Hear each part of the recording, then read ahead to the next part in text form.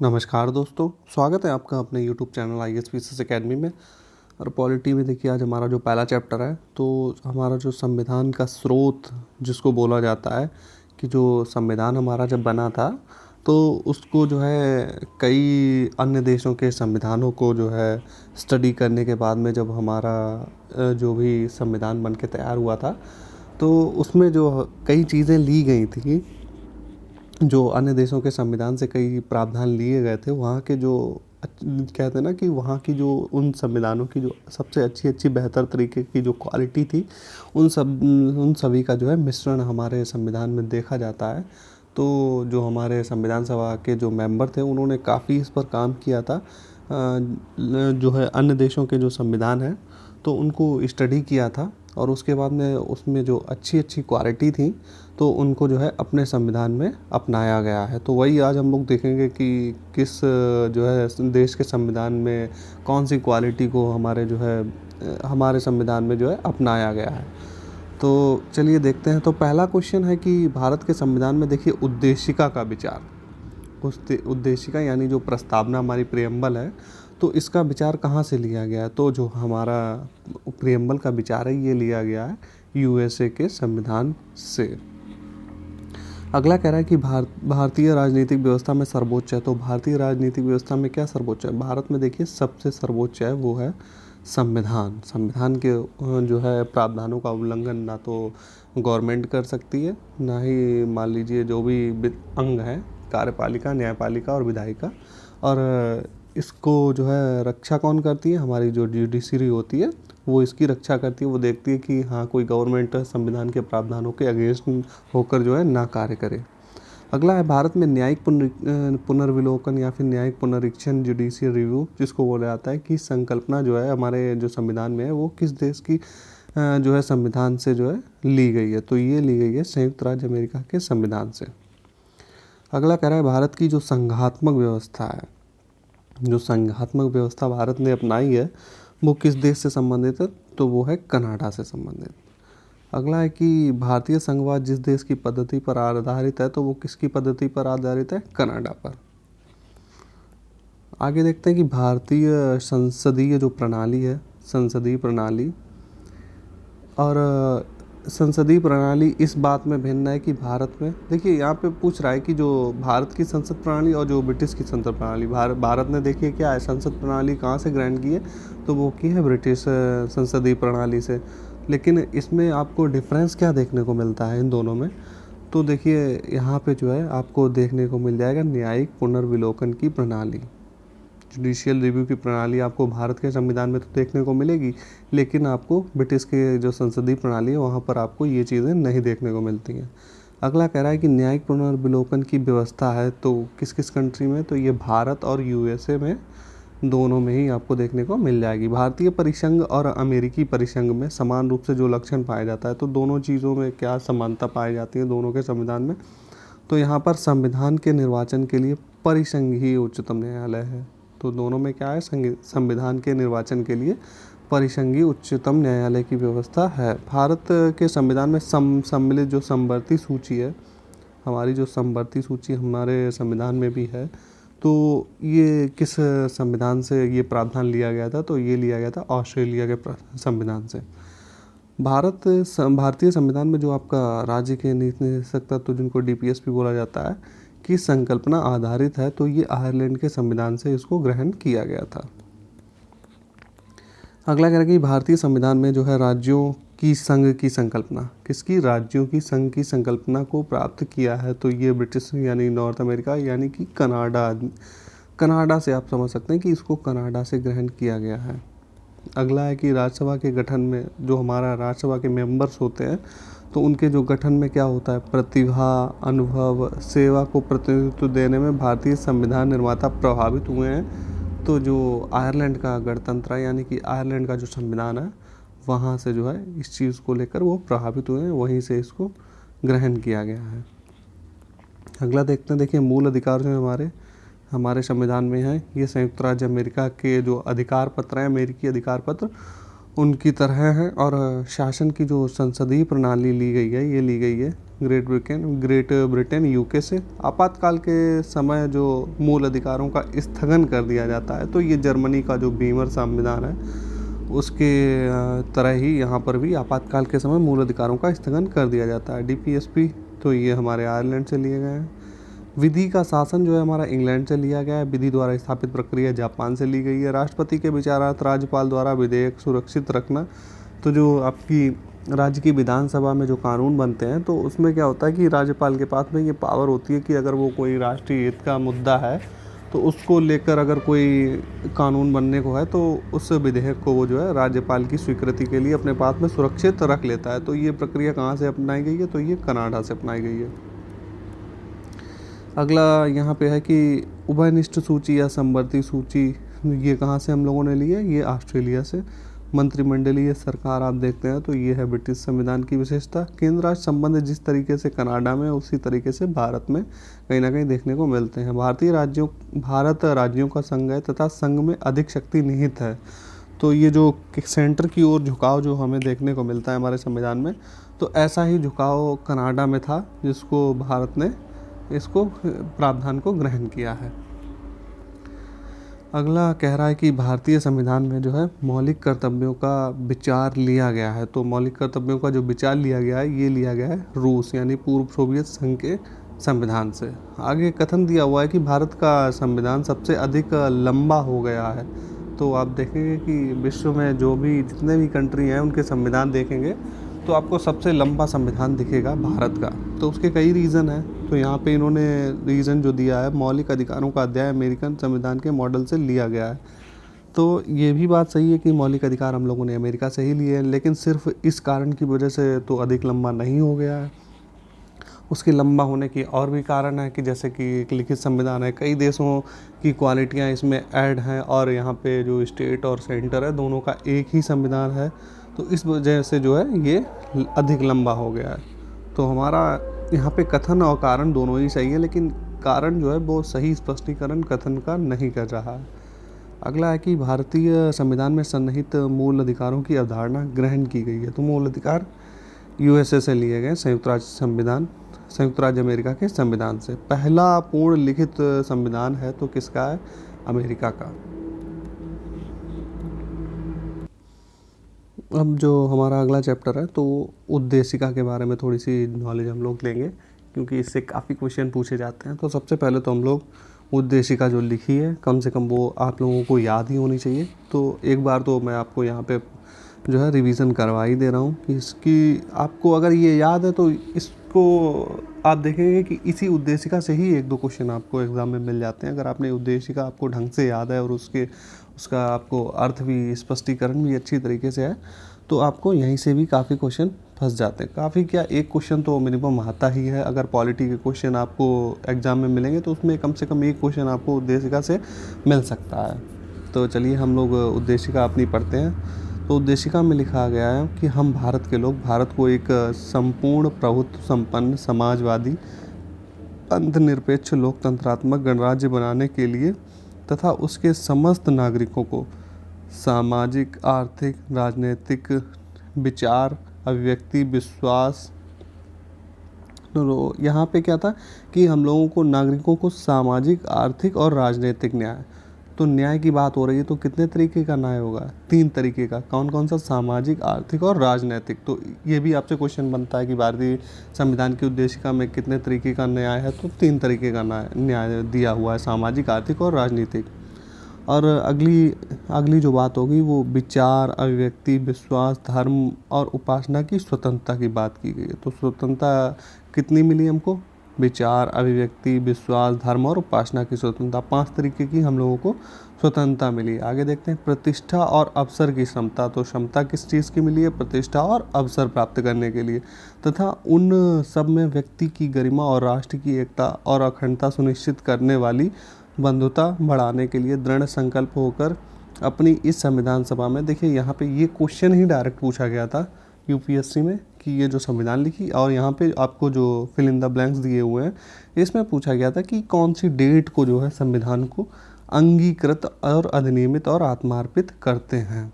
तो यहाँ पे आपका जो आंसर हो जाएगा वो हो जाएगा 26 नवंबर 1949 के दिन जो है इसको अंगीकृत किया गया था। चलिए अब हम लोग क्वेश्चंस पे आते हैं कि भारत के संविधान में 3 प्रकार का न्याय, 5 प्रकार की स्वतंत्रता और 2 प्रकार की समानता एवं 1 प्रकार की भ्रातृत्व का उल्लेख किया गया है। तो ये सब चीज़ें कहाँ की गई हैं? हमारी प्रस्तावना में। अगला है कि भारत के संविधान के निर्माताओं का मत जो है प्रतिबिंबित होता है। तो हमारे जो संविधान के जो निर्माता हैं, अगर उनके दर्शन की बात की जाए तो उनकी क्या फ़िलॉसफी रही थी, तो ये सब चीज़ें कहाँ पे आपको, अगर कोई उद्देशिका भी पढ़ लेता है कि उसको पूरा संविधान ना पढ़ने की ज़रूरत, टाइम ना हो, तो वो अगर हमारे उद्देशिका को अच्छी तरीके से उसको समझ ले तो उसको पता लग जाएगा कि इस संविधान में क्या क्या चीज़ें हो सकती हैं। तो उन्हीं पे आगे जो है प्रावधान बनाए गए हैं। तो उद्देशिका में जो है उनका मत प्रतिबिंबित होता है। अगला है भारतीय गणतंत्र की जो है 26/1/1950 को सही स्थिति, जो संवैधानिक वस्तु स्थिति जब संविधान लागू किया गया था तो क्या थी? तो भारत क्या था? संपूर्ण प्रभुत्व संपन्न लोकतंत्रात्मक गणराज्य की स्थिति थी भारत की। आगे देखते हैं कि संविधान में जो है हमारे राष्ट्र का उल्लेख किया गया है। तो हमारा जो नाम दिया गया है भारत तथा इंडिया, भारत अथवा इंडिया या फिर भारत तथा इंडिया दोनों ही नाम यूज़ किए गए हैं हमारे देश के लिए। भारतीय संविधान की प्रस्तावना के संबंध में शब्दों का सही क्रम है। तो आप देखेंगे कि सबसे पहले ये देखिए, ये वर्ड दिए जाते हैं और आपको क्रम से लगाने को दे दिए जाते हैं कि कौन सा वर्ड पहले आएगा, कौन सा जो है प्रस्तावना में बाद में आया था। तो मैंने कहा था कि आप अगर संविधान की प्रस्तावना याद है तो देखिए, इससे आपका कम से कम एक क्वेश्चन पॉलिटी का तो जो है आराम से हो ही जाएगा। तो यहाँ पे सीरियल से लगाने को दिया गया था। तो चलिए, सबसे पहले आएगा संपूर्ण प्रभुत्व संपन्न, फिर समाजवादी, फिर पंथनिरपेक्ष, फिर उसके बाद में लोकतंत्रात्मक, लास्ट में आएगा गणराज्य। अगला है कि जो 42वां संवैधानिक संशोधन के द्वारा प्रस्तावना में जोड़े गए शब्द, तो इसके द्वारा जोड़े गए थे शब्द हमारे समाजवादी, पंथनिरपेक्ष और अखंडता शब्दों को, ये हमारे मूल जो उद्देशिका थी उसमें नहीं थे, इनको जोड़ा गया था 42वें संविधान संशोधन के अंतर्गत। भारत को धर्मनिरपेक्ष राज्य वर्णित करता है। तो देखिए, यहाँ पे हमारी जो संविधान की उद्देशिका है उसमें ये जो है चीज़ें दिखती हैं कि भारत, उसमें लिखा भी है कि भारत एक धर्मनिरपेक्ष राज्य है। पंथनिरपेक्ष शब्द का वहाँ पर यूज़ हुआ है। आगे बढ़ते हैं कि बंधुत्व, संप्रभु, समानता, अखंडता में से वह शब्द जो 1975 में भारतीय संविधान की प्रस्तावना में सम्मिलित नहीं था। तो अखंडता शब्द इसमें सम्मिलित नहीं था, इसको बाद में ऐड किया गया था। 42वें संविधान संशोधन ऐड कब किया गया था? 1976 में, 1976। आगे की भारतीय संविधान प्रस्तावना में भारत को घोषित किया गया। तो भारत किस तरीके का देश है, तो ये आपको प्रस्तावना में देखने को मिल जाएगा। एक सार्वभौम, समाजवादी, पंथनिरपेक्ष, प्रजातांत्रिक गणतंत्र जो है, ये विशेषताएं हैं भारत के बारे में। ये चीज़ें हम लोगों को प्रियम्बल में दिख जाती हैं। संविधान की उद्देशिका के बारे में सही है, तो इससे रिलेटेड इन्फॉर्मेशन हम लोग देखते हैं कि पंडित नेहरू द्वारा प्रस्तुत जो ऑब्जेक्टिव प्रस्ताव था, इसको ही अंततोगत्वा उद्देशिका बना दिया गया है। इसकी प्रकृति कैसी है? न्यायोचित नहीं है, कह रहा है। इसकी प्रकृति न्यायोचित नहीं है। संविधान के विशिष्ट प्रावधानों को यह रद्द नहीं कर सकता है और इसका संशोधन किया जा सकता है। आगे देखें कि संविधान की प्रस्तावना का विधिक स्वरूप क्या है। तो विधिक स्वरूप यह है कि इसको जो है लागू नहीं किया जा सकता। जैसे कि और प्रावधान है, उनको लागू करने के लिए जो है उच्चतम न्यायालय या फिर हाई कोर्ट जो होती है, कहीं ना कहीं जो दबाव बनाती है गवर्नमेंट पे, तो इसको संविधान की प्रस्तावना में जो चीज़ लिखी गई है, इसको लेकर इसको जो है विधिक स्वरूप अभी नहीं दिया गया है। आगे चल के भविष्य में शायद हो जाए, अभी तो नहीं है। भारतीय संविधान की उद्देशिका में संशोधन किया गया था। तो ये 42वां संविधान संशोधन के द्वारा एक ही बार अभी इसमें संशोधन हुआ है उद्देशिका में, इसको आप याद रखिएगा। 42वां संविधान संशोधन जो हुआ था उसी के द्वारा इसमें पहली बार और अभी तक लास्ट जो है उसी में संशोधन किया गया था, उसी के अंतर्गत। वह शब्द जो 26 नवंबर 1949 को अंगीकृत भारतीय संविधान सभा की प्रस्तावना में सम्मिलित नहीं थे। तो यहाँ पे आपको समाजवादी, पंथनिरपेक्ष और अखंडता शब्द जो है हम लोग देख चुके हैं कि इनको 42वें संविधान संशोधन 1976 में ऐड किया गया था। भारत के संविधान के जो आमुख, यानी आमुख किसको बोलते हैं, हमारी प्रस्तावना का लक्ष्य जो है उसके सभी नागरिकों के लिए क्या क्या सुनिश्चित करना है। तो सामाजिक आर्थिक न्याय भी यहाँ पर मिलेगा आपको, और विचार तथा अभिव्यक्ति की स्वतंत्रता मिल जाएगी, अवसर की समानता तथा व्यक्ति की प्रतिष्ठा, ये सब चीज़ें आपको वहाँ पे टारगेट के रूप में आपको देखने को मिल जाएंगी। अगला क्वेश्चन दे रखा है, कथन दिया हुआ कि भारत एक संपूर्ण प्रभुत्व संपन्न समाजवादी पंथ निरपेक्ष लोकतंत्रात्मक गणराज्य है। तो यहाँ ये तो बिल्कुल सही दिया हुआ है। और कारण दिया है कि इसे 42वें संविधान संशोधन 1976 के द्वारा संपूर्ण प्रभुत्व संपन्न लोकतंत्रात्मक गणराज्य के स्थान पर प्रतिस्थापित किया गया। तो सही बात है, यहाँ पे ये चेंजेस हुए थे 42वें संविधान संशोधन अधिनियम के अंतर्गत। तो यहाँ पे हमारे दोनों ही चीज़ें निकल के आती हैं और स्पष्टीकरण भी सही या फिर व्याख्या हमारी बिल्कुल इससे सही निकल के आती है। अगला है कि भारत एक गणतंत्र है, तो इसका अर्थ क्या है। तो इसका अर्थ है, देखिए कि गणतंत्र का मतलब होता है कि राज्य का मुखिया चुना जाएगा, जनता के द्वारा चुना जाएगा राज्य का मुखिया। इसका गणतंत्र का मीनिंग यही निकल के आता है। तो वही बात यहाँ पे दी गई है कि भारत में वंशानुगत शासन नहीं है। ऐसा नहीं कि वंश पे आधारित है कि राजा का बेटा ही राजा होगा, इस तरीके का नहीं। यहाँ पे जनता के द्वारा राज्य का मुखिया का चुनाव होता है। अगला है कि भारत में लौकिक सार्वभौमिकता है, क्योंकि संविधान की जो है प्रस्तावना आरंभ कहाँ से होती है। तो भारत में क्या है, लौकिक सार्वभौमिकता। तो इसका जो अर्थ निकल के आता है कि हम भारत के लोग, जो शब्द कहा गया है, तो इसमें पावर आपको किसके हाथों में दी गई है, भारत की जनता के हाथों में। अगला है कि हम भारत के लोग, we the people of India, शब्दों का प्रयोग भारतीय संविधान में किया गया है। तो ये कहाँ पे, भारत की प्रस्तावना में इन शब्दों का यूज़ किया गया है। सभी व्यक्ति पूर्णता और समान रूप से मानव हैं। तो यह सिद्धांत किसके संबंधित है या फिर जाना जाता है किसके लिए। तो ये सार्वभौमिकतावाद को कहते हैं कि सभी व्यक्ति पूर्णता और समान रूप से मानव हैं। अगला देखते हैं कि भारत के संदर्भ में जो धर्मनिरपेक्ष शब्द का सही भाव क्या वक्त होता है। तो इसका अगर सही मीनिंग आप देखेंगे तो धर्मनिरपेक्ष, जो हमारे संविधान की जो विशेषता है धर्मनिरपेक्षता, तो यहाँ पे जो इस तरीके की जो विशेषता है, इसमें कहा गया है कि भारत जो राज्य है, भारत के राज्य में कोई धर्म नहीं है। यानी कि भारत का जो राजकीय धर्म, आप किसी भी धर्म को नहीं बनाएंगे। यहाँ पे जो सभी धर्म है, सभी धर्मों को जो है राज्य प्रोत्साहन करेगा। और अगर यही बात अगर अमेरिका में धर्मनिरपेक्ष इस तरीके का होता है कि वहाँ पे क्या है कि जो राज्य है वो धर्म में हस्तक्षेप नहीं करेगा या फिर उससे न्यूट्रल रहेगा। लेकिन हमारे यहाँ धर्मनिरपेक्षता का मतलब है कि सभी धर्मों को समान रूप से देखा जाएगा, सभी को प्रोत्साहन किया जाएगा। तो अपने यहाँ का बोला जाता है कि पॉजिटिव वे में लिया जाता है, और अमेरिका की जो धर्मनिरपेक्षता है उसको जो है कहीं ना कहीं निगेटिव रूप में लिया जाता है। अगला देखते हैं कि समाजवादी पंथ निरपेक्ष प्रभुता संपन्न और लोक कल्याण में से भारत के संविधान की उद्देशिका में नहीं, जो आपका वर्ड जो है लोक कल्याण, इसको यूज़ नहीं किया गया है भारत के संविधान की उद्देशिका में। अगला कि भारतीय संविधान की प्रस्तावना में वर्णित नहीं है, तो आर्थिक स्वतंत्रता इसमें नहीं दी गई है। भारतीय संविधान की प्रस्तावना में उल्लेखित नहीं है, तो धार्मिक न्याय का उल्लेख जो है हमारे संविधान की प्रस्तावना में नहीं किया गया है। अगला है कि संविधान की प्रस्तावना के बारे में सही कथन देख लेते हैं। तो समाजवादी पंथ निरपेक्ष शब्द जो है 1950 में लागू किए संविधान के अंग नहीं थे, ये 42वें संविधान संशोधन 1976 के द्वारा जोड़े गए हैं। अगला है कि भारत का जो संविधान का वह भाग जो उसकी आत्मा कहलाता है, तो जो इसकी आत्मा कहलाता है वो है इसकी उद्देशिका। लेकिन अगर भीमराव अंबेडकर के अनुसार आप देखेंगे तो उन्होंने अनुच्छेद 32 को इसकी आत्मा कहा है। अगला है कि भारतीय संविधान की प्रस्तावना को जो है हमारे संप्रभु प्रजातांत्रिक गणतंत्र की जन्म कुंडली किसने कहा है, तो ये कहा है के.एम. मुंशी जी ने। संविधान को एक पवित्र दस्तावेज कहा है, तो भीमराव अंबेडकर जी ने कहा है इसको एक पवित्र दस्तावेज। अगला है कि बेरूबारी, सज्जन सिंह, गोलकनाथ और केशवानंद भारती वादों में से किस में निर्णय लिया गया था कि सर्वोच्च न्यायालय ने घोषित किया कि उद्देशिका जो है संविधान का हिस्सा नहीं है वो।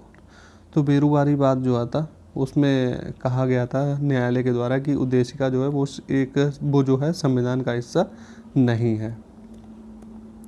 अगला देखते हैं कि उच्चतम न्यायालय ने धारणा प्रस्तुत की कि उद्देशिका जो है संविधान का भाग है, तो ये अवधारणा किस में आई थी, तो ये बम्बई बनाम जो यूनियन ऑफ इंडिया बात था, तो इसमें न्यायालय ने कहा था कि उद्देशिका क्या है, संविधान का एक पार्ट है। अगला देखते हैं कि सर्वोच्च न्यायालय ने प्रस्तावना को भारतीय संविधान की मौलिक संरचना का भाग स्वीकार किया था, तो किसमें, केशवानंद भारती विवाद में। अगला कह रहा है कि भारत के संविधान के उद्देश्यों में से एक के रूप में आर्थिक न्याय का उपबंध कहाँ पर है? तो आर्थिक न्याय जो है आपका ये टर्म यूज़ होता है, तो ये टर्म आपको उद्देशिका और डीपीएसपी दोनों में ही आपको देखने को मिलता है। अगला कह रहा है कि भारतीय संविधान की जो प्रस्तावना में जिन आदर्शों एवं उद्देश्यों की रूपरेखा दी गई है, तो उनकी व्याख्या आपको कहाँ दिखती है? तो उनकी व्याख्या आपको देखने को मिल जाएगी मूल अधिकार, राजकीय नीति निर्देशक तत्व एवं मौलिक कर्तव्यों के अध्याय में ये चीज़ें आपको देखने को मिल जाएंगी। भारतीय संविधान के उद्देश्यों को प्रतिबिंबित करती है, तो संविधान की जो प्रस्तावना है इसमें ही आपको उद्देश्य देखने को मिल जाते हैं। भारत के संविधान की उद्देशिका में व्यवस्था की गई है तो 3 प्रकार के न्याय। तो कितने प्रकार के न्याय दिए गए हैं हमारे उद्देशिका में? 3 प्रकार के। अगला है कि भारत के संविधान की उद्देशिका जो कि संविधान का भाग तो है, किंतु उसके अन्य भागों से स्वतंत्र होकर उसका कोई भी विधिक प्रभाव नहीं रहता है।